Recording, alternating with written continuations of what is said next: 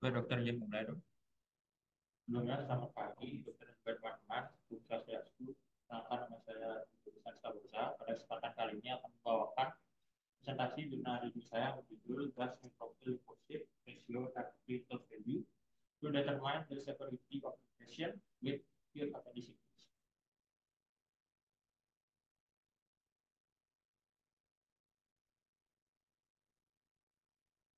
Baik, di identitas jurnal terlebih dahulu. Jurnal ini adalah Eurasian Journal of Emergency Medicine pada tahun 2020. Volume 19, sisi 1, dan halaman 6-9. Adapun penulisnya sendiri adalah Ferdi, Mozaidin, dan juga kawan-kawan.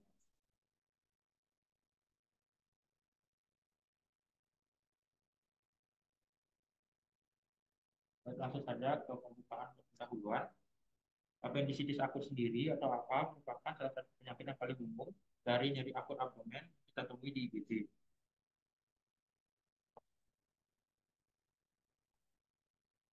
Meskipun modalitas pencitraan seperti USG maupun CT scan itu sudah banyak digunakan, diagnosis klinis dari appendicitis akut masih terbilang menantang dan cenderung menggunakan lebih dari satu metode untuk melakukan diagnosis tunggal. Di beberapa sentra layanan kesehatan masih terdapat memperoleh manfaat dari metode pencitraan ini. Sebagai gantinya, alat diagnosis appendicitis akut yang paling penting adalah anamnesis yang cermat dan pemeriksaan fisik yang didukung dengan hasil laboratorium sederhana. Rasio limfosit neutrofil atau NLR merupakan penanda yang relatif baru dan dikaitkan dengan perkembangan kondisi yang buruk di banyak penyakit. Nah, adapun tujuan dari penelitian ini adalah untuk menyelidiki nilai prediktif NLR tersebut yang nilai di IgD untuk membedakan pasien appendicitis akut dengan komplikasi dan juga tanpa komplikasi.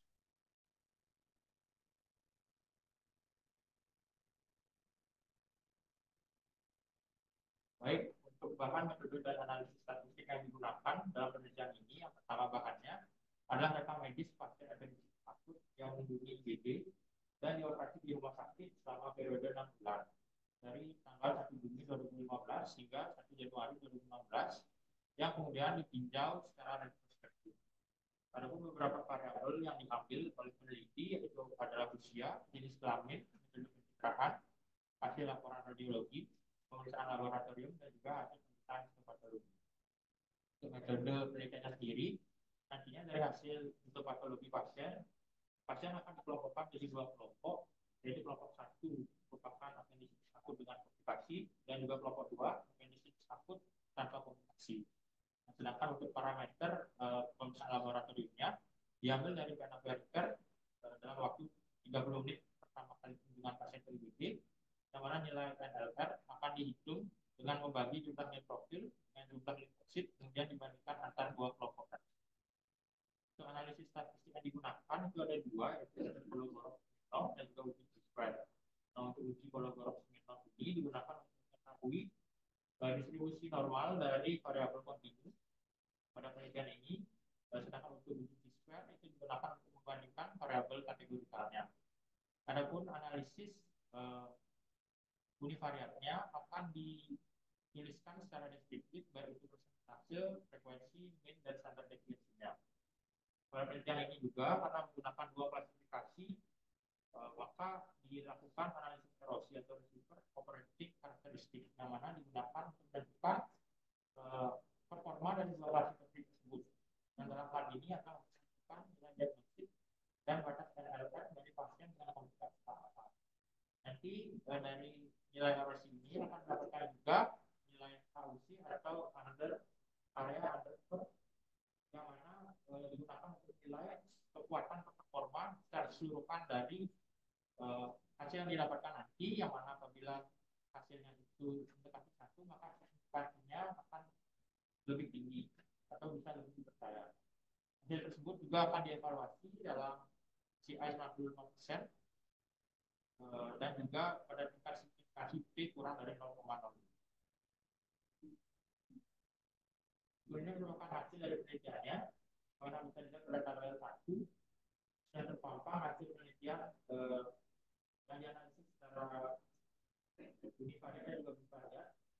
Di situ secara ringkas tidak terdapat perbedaan yang antara dua kelompok baik tinjau dari variabel jenis kelamin, usia, dan metode pencitraan yang digunakan atau P-nya lebih dari 0,005 atau signifikansinya kecil sekali. Berikutnya terdapat perbedaan signifikansi pada jumlah WBC antar dua kelompok, yaitu dengan rata-rata perbedaan sebanyak 2,9%. Dengan perbedaan itu dengan confidence interval 95% terletak di antara 1,316 sampai 4,508. Dengan B sama dengan 0 berarti signifikansinya ini signifikan. Berikutnya yang ketiga terdapat perbedaan signifikan pada nilai NLZ yang kemudian ditemukan lebih tinggi pada kelompok 1, yaitu pasien AA dengan komplikasi dibandingkan kelompok 2. Dan perbedaan rata-rata antara dua kelompok itu 6,4 dengan confidence interval 65%, perbedaannya itu di antara 4,952 sampai 7,802. Dengan nilai P sama dengan 0 berarti nilai signifikansinya sangat signifikan. Berikutnya untuk hasil analisis ROC tadi didapatkan nilai ROC untuk NLR tadi itu sebesar 0,856 yang berarti mendekati 1. Yang di sini berarti bahwa nilai ROC ini sangat signifikan dan dibuktikan juga dengan temuan bahwa nilai B-nya sama dengan 0,00 yang berarti signifikansinya tinggi. Berikutnya untuk nilai NLR, nilai batasnya ditemukan sebesar 7,3 dan 3,3 ini ditetapkan sebagai nilai ambang batas yang dapat digunakan untuk eksklusi dan 16,8 dapat digunakan sebagai nilai ambang batas untuk diagnosis. Maksudnya di sini nilai 3,3 pada rasio NLR itu bisa dikatakan bahwa batas tertinggi ketika pasien itu tidak terkena atau tidak dikategorikan mengalami apendisitis akut dengan komplikasi. Sedangkan mulai dari 16,8 ke atas itu baru bisa dikatakan pasien ini mengalami apendisitis akut dengan komplikasi. Selanjutnya di bagian diskusi, itu rasio NLR dalam yang serupa nilai batas NLR itu ditemukan 7,95% dan dilaporkan memiliki sensitivitas serta spesifitas tinggi membedakan pasien yang tidak sepakat dari pasien tanpa komplikasi. Nah, peningkatan NLR pada pasien yang jadi karena penurunan jumlah limfosit pada pasien yang parah. Dalam penelitian ini nilai batas serupa bukan dalam hal membedakan pasien dengan komplikasi apa. Nah, berbeda dengan literatur yang digunakan, rasio spesifitas pada penelitian ini memiliki nilai batas yang lebih tinggi. Berikutnya untuk jumlah WBC-nya, jumlah WBC pada pasien dengan komplikasi AA sering menunjukkan lebih tinggi dibandingkan jumlah WBC dengan komplikasi dengan kelompok pasien lainnya. Dan kemudian jumlah sel darah putih dapat digunakan untuk diagnosis dini pasien apendisitis akut dengan komplikasi dan dikorelasikan dengan histopatologi. Sebelumnya peningkatan jumlah sel darah putih digunakan sebagai parameter dalam status AA, namun kali ini tetap efektif dinilai tingkat keparahan khusus dari apendisitis. Dan dari aspek demografi, dari sudut pandang demografinya, tapi bahwa ada perbedaan antara pasien akut atau komplikasi dan dengan komplikasi menurut gender. Frekuensi apendisitis akut dengan komplikasi lebih tinggi pada wanita dan frekuensi apendisitis akut tanpa komplikasi lebih tinggi pada pria. Namun dalam penelitian kali ini tidak ditemukan perbedaan signifikan antara kelompok pasien dalam hal gender. Yang pula tidak ditemukan perbedaan signifikan dalam hal distribusi usia antar kelompok. Kemudian dalam variabel modalitas penciptaannya, dalam penelitian ini peneliti mengevaluasi modalitas penciptaan yang dilakukan selama proses diagnostik pasien dengan apendisitis akut dan tidak menemukan perbedaan yang signifikan antara kelompok pasien yang dikategorikan berdasarkan aplikasinya. Namun karena ini adalah penelitian prospektif mungkin berguna dalam mengevaluasi kekuatan NLR untuk memutuskan metode penciptaan mana yang baik dalam proses diagnostik. Jadi secara kesimpulan, deteksi ini pasien dengan komplikasi apendisitis akut adalah tugas utama untuk IGD dan juga lebih khusus di spesialisasi bidang apendisitis akut menyumbang sebagian besar pasien yang diagnosis menderita darurat akut di unit gawat darurat.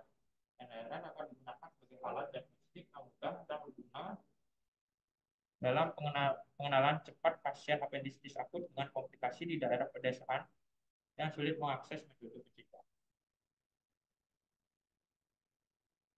Baik, mungkin ya, presentasi yang bisa saya bawakan hari ini.